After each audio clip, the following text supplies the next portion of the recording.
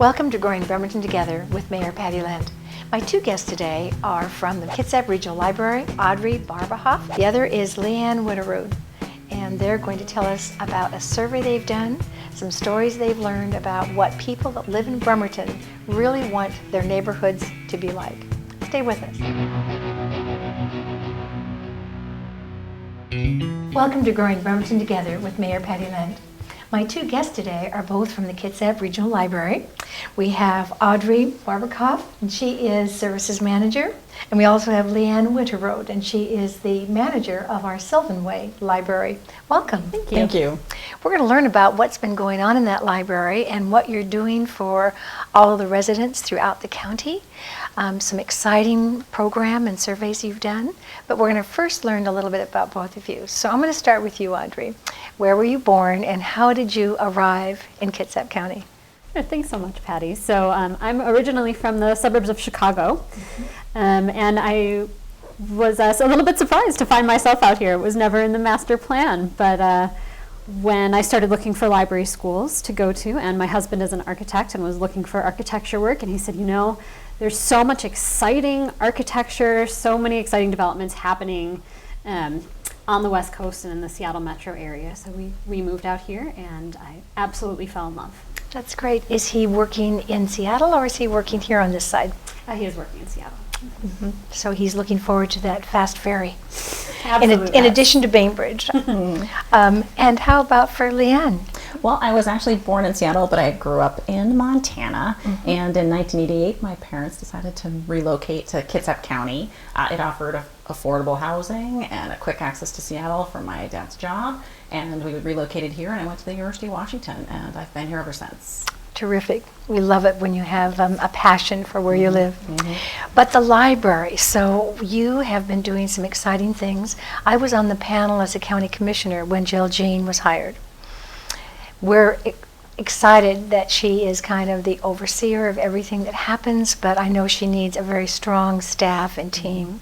So as services manager, you are kind of an overseer of what goes on in each one of those 9 libraries. Is that correct? So that would be the Director of Public Services, Ruth Bond, who's our direct supervisor, and very wonderful. So my role is specifically to focus on adults and how we serve adults across all of those locations in the county. And I also oversee our bookmobile and our outreach team, which visits people who are medically homebound. We're excited because at our farmers market, you have the bookmobile there, Yes. and you now have it on base. So we're pretty excited that you have that outreach and expansion. So with adults, are we different as adults than we are with, I know kids like kids' books and projects. What do adults like? That's a great question. So something that's a personal passion for me is to remind ourselves that we are all big kids, that we know that children learn through play. They learn through engaging their senses. They learn through working together with each other, collaborating, getting involved, being excited and having fun. And that doesn't stop when we're adults. So for the library, we certainly have fantastic books, wonderful lectures, and we also have lots of ways for you to engage with people so that you can keep on learning your whole life in a way that's fun and enjoyable. We never lose that. No, we don't lose that. So as the manager, do you get more adults or children at Sylvan Way? Oh gosh, at the branch level, we just see the whole family. We really see the whole community. We're there to provide those early literacy programs for families. We're there to provide resources for teens. I would say reaching out to that teen population is really where my location thrives. We are so close to the Boys and Girls Club, and that just gives us that proximity to providing such important after-school opportunities for teens, tweens, and those young families. And then for adults, we see a lot of adults in the Bremerton community who need help with technology. I would say that's a huge need. We offer a Friday computer lab that supports people with their needs. They come in with their devices, their cell phones, the need to fill out a job application. And that is such a huge resource we provide the community. How has the library changed? When I went to the library, it was books. We did have story time, and we did have quiet time where you could study, but because of social media I know it's changed a great deal. So how many computers do you have throughout the system, but at Sylvan Way? At Sylvan Way, we have 29 computers, and they are in constant use, and that is really that connector. They are used by our youngest library patrons and all the way up to teens and adults throughout the day. So there is oftentimes that assumption that everyone has a computer at home, but that really isn't the case. So allowing that access to that technology for that job application, for the just watching a video on YouTube, it's all very important and very valuable. And throughout the entire system. Absolutely. I think one of the things that we see is an increase in importance of the library as a space for people to gather. A gathering space. Where else in the community can you go where no one is going to ask Yes. you, even for enough money to buy a cup of coffee? But you will be welcome, no matter where you're from or what you look like. You can meet the people in your community where your living room. And you have outside speakers or programs where they come in, and so it is that gathering place. Absolutely. The largest library and the smallest library in our system. Gosh, I think Sylvan Way is the largest, The library in the largest, your system. headquarters. It is part of the headquarters. And then I think the smallest one is Boston. probably Manchester, down in south of Port Orchard. And before we get into the main crux of our being together, there are plans for new libraries. So Kingston, Silverdale, Port Orchard. Kingston was just completed. It was just Yes, completed. yes. So that was completed a year ago in April, thanks to generous public donations And and I've a not great deal of been community there yet, support. so- Yeah. It's a phenomenal partnership with the Village Green Foundation and Kitsap Regional Library and many community members up in the Kingston area. So that has been a tremendous project and a lot of work to come together. But it's a beautiful location, beautiful facility. And as a Kingston resident, it's also really inspiring for the That is community nice. to have that focal point to come together. Port Orchard was renovated 2 years ago, I believe. They did a building refresh. So, and then our next project is the Silverdale, new Silverdale location. And what are the parameters or date lines? Right now, they've relaunched the capital campaign and are looking at once again raising public dollars or private dollars to fund that library. And how are you outreaching? How are you going out and saying, please donate, contribute to this capital fund? With private dollars, the Kitsap Regional Library Foundation is spearheading that, and they are right in that process of working to relaunch that campaign. They've met with the architect and are coming together with sort of a new vision plan to get that building funded and terrific. built. Yes. And all of us will partake in that. Absolutely. Absolutely. We Now- really see that as a central gathering place throughout the whole county. And because of everything that's going on, that is the retail mecca. And if the guys get tired of shopping, they certainly can go to the library. Absolutely. We, Little Boston is that the only one that is on tribal land? And is it basically used for our tribal members or just the entire community? No, it is on tribal property in partnership with the Port Gamble Skull Tribe, but it is open to the entire community. So anyone in the greater Little Boston, Hansville, Kingston community can access that branch, just like any branch within our system. It's tremendous. It's part of the tribal campus, and it is a phenomenal branch. They've Encourage got some everyone to check awards, out, so that's something that we all take pride in. Yes. So your stories, you did a community assessment, and this is, I'm sure that many of our viewers are part of this. They may have responded or may have been at a presentation. Why did you feel that making an assessment was something, or do you do this every so many years? Well, what's new and really inspiring about this particular way of doing community assessment is that libraries, our library and all libraries, often ask people what they want from their library. And when you do that, people tell you that they would like more books and they would like you to be open more hours, and that is wonderful and it is true.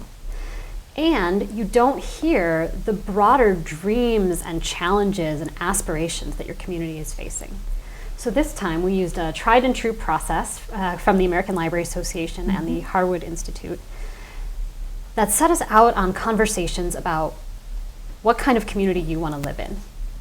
We asked people, what kind of community do you want this to be? What challenges are in your way? Who do you trust to help you get there?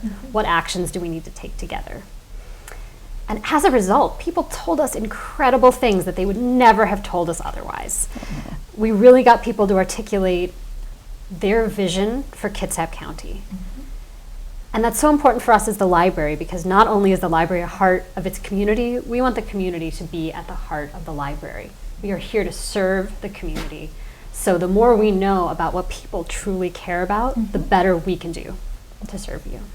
And so, talk about how your outreach began and how many different entities or organizations that you actually contact.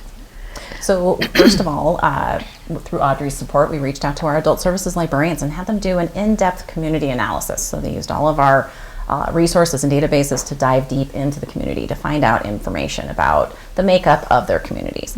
And then we pulled together a diverse team of staff and put them through a great training to really prepare them to go out in the community and have these meaningful conversations. And so we empowered those 24 people to go out and reach and connect with over 65 groups and individuals through the month of June. And it was just an amazing process. I and my team had about 12 conversations, and inspiring to connect with people one-on-one, to connect with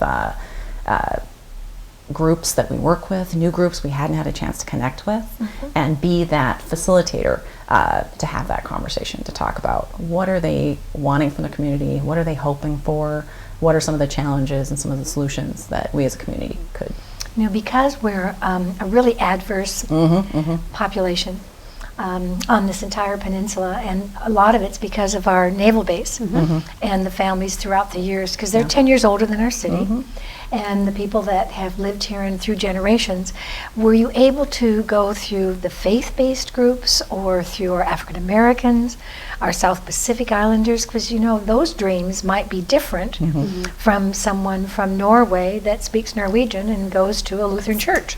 Absolutely. And that was so important to us. And it was important to us that we also didn't only talk to library users. Yes. So the way that we did that is when the librarians did that data assessment, they looked at who are the groups in our community. Where are people gathering? What are the organizations that are important to us? And then we reached out to them and said, can we come to you? Yes. Can we talk to people in your space? So we have a final report that's actually available on our website at krl.org. And if you flip it open, Marilyn, I know you have a copy there. You'll actually see a list of the organizations that are represented, all 60 to 70 of them. Veterans, military spouses, our gems, both of the tribes, artist groups, business groups, various PTA groups, civic organizations, ethnic organizations. So, And you broke down the county into different segments. Was that just to make sure that you didn't miss anybody throughout the county? Yes, and we really kind of group things up by our geographical or branch locations, because so many of these connections were based around the staff that were working at those locations. So sort of our north end, our south end, our central area. So that's kind of how we organize things. And we wanted the most impact and to reach the most groups possible in a short amount of time. So give me a couple of examples of the questions that you ask, because I know we're going to get to the stories, which are really the deliverable from all of this work. Yes. And so what kind of questions? Absolutely. So the list of questions was provided as part of the Harwood Institute and ALA process called Libraries Transforming Communities. And it was wonderful to know that we had these questions that have been proven to have an impact and to be meaningful. So we asked people what kind of community they want to live in. That very open question where they could define community how they wanted, and just to get people talking really broadly about their hopes and dreams in a way that people don't often have space to do in their normal everyday conversation. Or time. Yeah. And then we helped them narrow down to one or two issues that were really key for talking about in that discussion in that particular room with those particular people. Then we asked them about the challenges they were facing in achieving that aspiration. We helped them identify a few of those key challenges. And then we said, what do you think should be done about it? And we'll tell you some stories later on about the ways that people really started to implement change right there in that moment, that all they needed was that chance to articulate those things for themselves.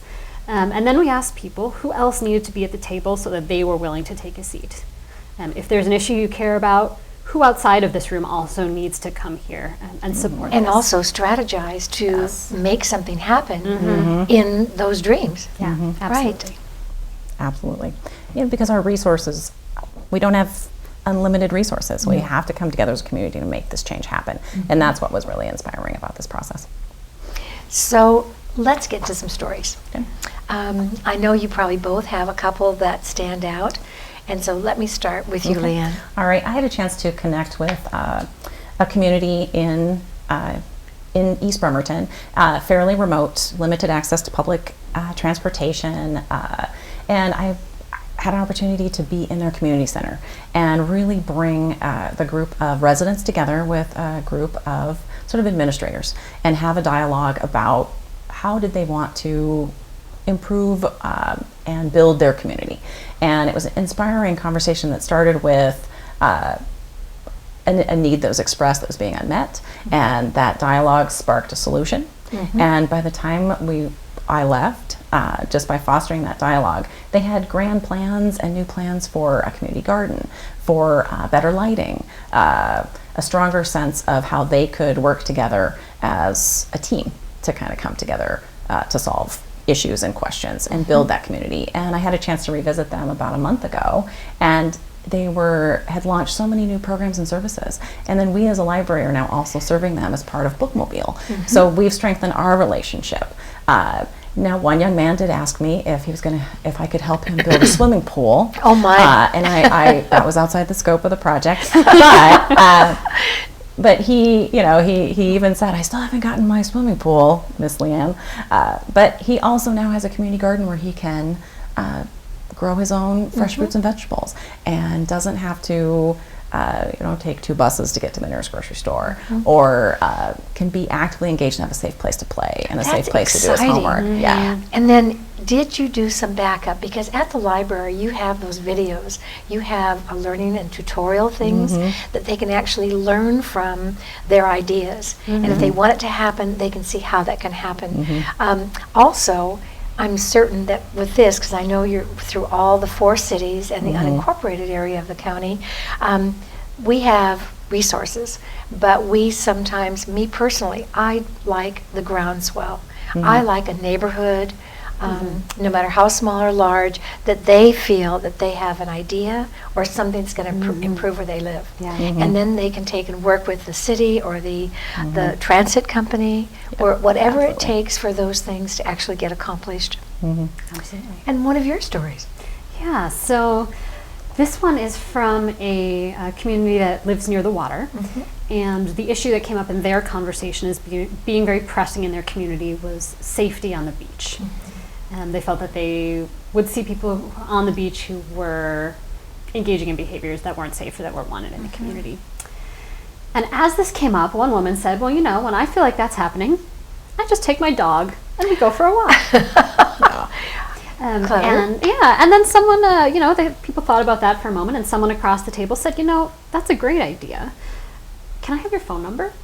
And someone else said, yes, let's get together, and actually, shouldn't we just do this once a month? Why don't we start a neighborhood potluck? Why don't we all exchange phone numbers? And does anyone know the phone number for that person who lives 3 houses down? And by the end of this conversation, they had a community directory started, they had events planned. The whole community was really starting to come together. And what was amazing to me is that all they needed was some space to articulate what they wanted together, and they wanted to solve their own problems, right? Isn't that great? Yeah, we are such a self-reliant community that, as you're saying, I think that's so shared. That's what all of our citizens want. But then again, just to add on to that, and I know you're aware of that, as these neighborhoods or these conversations expand, we have in the city, and I'm sure throughout the different entities, we have a person that works with Neighborhood Watch. So as people are building their rain gardens, or because there's also an influence in some of our uptick in our homelessness, if people feel that someone is wandering and maybe they don't belong in that neighborhood, we've got an easy access so that someone can be called upon. One thing that we like to let the residents know is 911 isn't just for a heart attack. It isn't just for a fire. It isn't just for an emergency. If there is anything, because they've got it divided, it's now called Kitsap 911 instead of CENTCOM, and they automatically go to a non-emergency. You can say this is not an emergency, but it allows people to have a contact. And then the people that have gotten together by themselves, if they have a safety feature or something that they feel they'd like more contact, each one of the cities has someone that is a contact. So we just share that with you as you continue to learn more stories. How is your follow-up being done? Do they feel comfortable recontacting you through email or phone call? Yeah, we've been in the process of reaching back out again, and now that this final report is done, it's been really powerful to go out and have the one-on-one conversations to follow up. Because what we discovered that was such a delightful surprise was that we have more similarities than we do of differences between the different regions of the county. So to go back to a partner and say, Kitsap County really cares about connection, or Kitsap County really cares about engagement, or Kitsap County really wants to be sustainable. It's been a way to bring different groups together to solve problems and be excited. So we've been just reconnecting over coffee or follow-up meetings, and people are excited to see us back because it was an opportunity for them to have that conversation, and now they want to share with us what the outcome has been from that initial conversation. Yeah. So that's been very exciting and powerful to be a part of. Let's talk about it, at least one more story each that you can share with our audience. And so do you have one, Leigh? Yes, I work closely the other day with a patron who came into the library and had heard about our resources to help with a PowerPoint.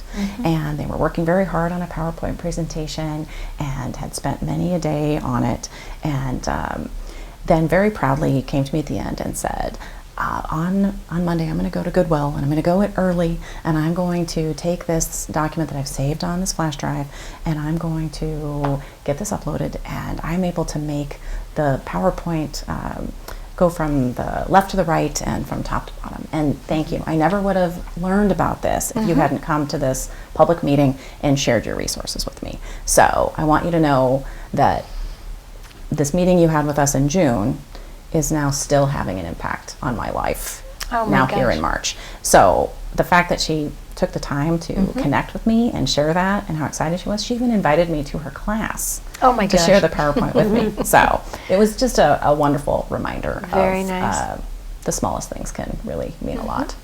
And your last story? Oh, so I will tell you about something I never thought as a librarian I would be talking about, which is sidewalks. One of the things that we heard over and over again everywhere in the county. There are no sidewalks. There aren't sidewalks, and it was amazing to me how much that affects people's sense of belonging in a neighborhood, their ability to get engaged, to get involved in the community. And people rarely talk to their librarian about their sidewalks. But when we ask them, what do you want? And then what are your challenges to feeling connected, to getting engaged, to feeling that your community is sustainable? We heard about sidewalks. And in the past, it would have been very easy to say, well, libraries have books, sidewalks belong to a different department. Right. And in this case, of course, we don't pour concrete, and people have transportation concerns. We don't drive Ubers. But we can help people connect with the information and the people that allow them to influence those decisions. And I think that's really shifted. I've seen even in our own staff a shift as people have said, gosh, here are the things our community cares about: sidewalks. Well, where can the library make a difference in that? How can we do what we do, connect people with information and each other, so that everyone can make a difference and maybe get some of those sidewalks built in their own communities? And that's exactly what's being done in the city of Bremerton. I like your stories. I like that the library has taken the lead, and even though you used format that is used nationwide or globally, is there something that, because you've had such great success, that there's an award or there's some kind of recognition that will be coming from this, that we can even be honored that you took this leap of faith and moved out into our communities? Goodness, well, I hope that the biggest reward for us is that the community has fabulous libraries And we And really sidewalks. And sidewalks. And we do really have world-class libraries here. One of the most prestigious awards in the country for libraries is called the National Medal. And Kitsap Regional Library was a finalist for the National Medal this past year, which is a really incredible honor. And it speaks to how well Jill Jean has been doing as our leader. And you as well. I know a strong staff. I want to personally thank you both, Leanne and Audrey. Your passion shows through. I'm sure the people that you've spoken to are going to come back many times and share stories, but the benefit is all of us working together and having this wonderful feeling of belonging and that neighborly feeling. So thank you for being my guest today. Thank you.